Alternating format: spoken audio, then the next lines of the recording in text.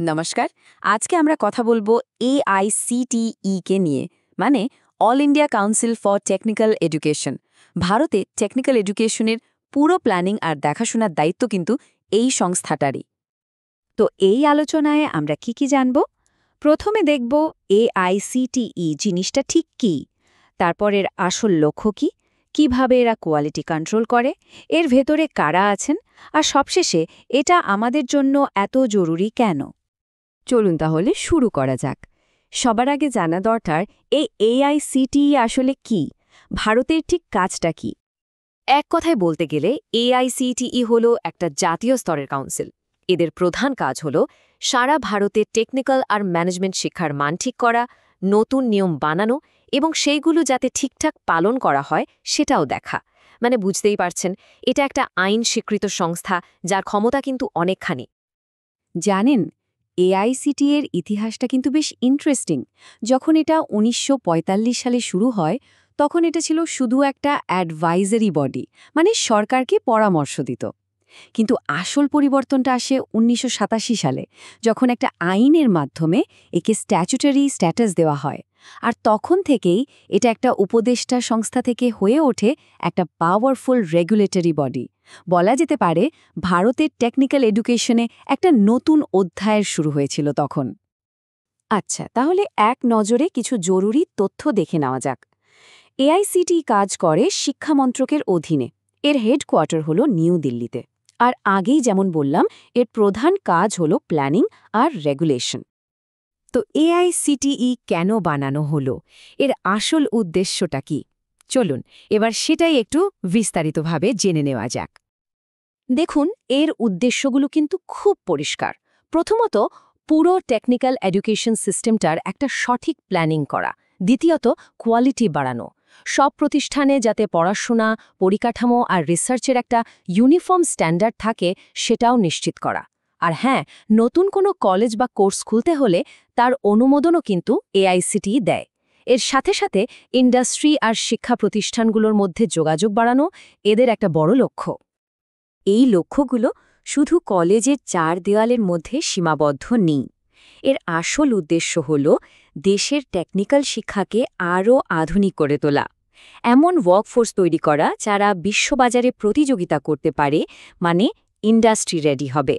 এর ফলে একাডেমিয়া আর ইন্ডাস্ট্রির মধ্যে যে গ্যাপটা থাকে সেটাও কমে আসে।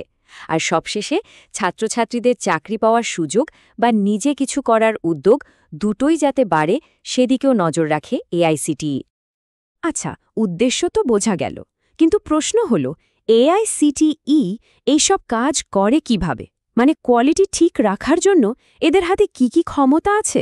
চলুন এবার সেটাই দেখি। ব্যাপারটা অনেকটা একটা বিল্ডিং বানানোর মতো।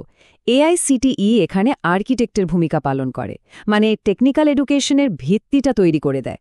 কোর্স কেমন হবে, শিক্ষকদের যোগ্যতা কি থাকবে, কলেজের পরিকাঠামো কেমন হবে, পরীক্ষার নিয়ম কি হবে, এই সব কিছুর একটা স্ট্যান্ডার্ড বা মান ঠিক করে দেয়। আর নিয়ম তৈরি করার পরেই কাজ শেষ নয়। এবার এআইসিটিই একজন অভিভাবকের মতো নজর রাখে। ন্যাশনাল বোর্ড অফ অ্যাক্রেডিটেশন বা এনবিএ এর মাধ্যমে এরা দেখে যে কলেজগুলো সেই নিয়ম কানুনগুলো ঠিকঠাক মানছে কিনা। এই অ্যাক্রেডিটেশনটাই কিন্তু একটা কোয়ালিটির গ্যারান্টি দেয়। শুধু তাই নয়, এআইসিটিই কিন্তু ভবিষ্যৎ নিয়েও ভাবে। ভালো ভালো রিসার্চ, ইনোভেশন বা স্টার্টআপ কালচারকে প্রমোট করার জন্য এরা বিভিন্ন স্কিম আর ফান্ডেরও ব্যবস্থা করে। এর ফলে কলেজগুলো থেকে নতুন নতুন আইডিয়া বেরিয়ে আসে। তাহলে বুঝতেই পারছেন, এদের হাতে বেশ কিছু গুরুত্বপূর্ণ ক্ষমতা আছে। যেমন নতুন টেকনিক্যাল কলেজের অনুমোদন দেওয়া বা কোনো কলেজের নিয়ম না মানলে তার অনুমোদন বাতিল করে দেওয়া, স্টাফ, কারিকুলাম, পরিকাঠামো সবকিছুর জন্য নিয়ম তৈরি করা, কলেজগুলোতে ইন্সপেকশন করা আর নিয়ম ভাঙলে শাস্তিমূলক ব্যবস্থা নেওয়া। এমনকি আন্তর্জাতিক স্তরেও এরা টেকনিক্যাল এডুকেশন নিয়ে কাজ করে। আচ্ছা, এই যে এত বড় একটা সংস্থা, এর ভেতরে কারা থাকেন, মানে এর গঠনটা ঠিক কেমন? চলুন সেটার একটু দেখে নিই। এআইসিটিইর নেতৃত্বে থাকেন একজন চেয়ারম্যান, একজন ভাইস চেয়ারম্যান আর একজন মেম্বার সেক্রেটারি। এছাড়াও শিক্ষা এবং শিল্প মন্ত্রকের প্রতিনিধি, ইউজিসি এবং রাজ্য সরকারের প্রতিনিধিরা থাকেন।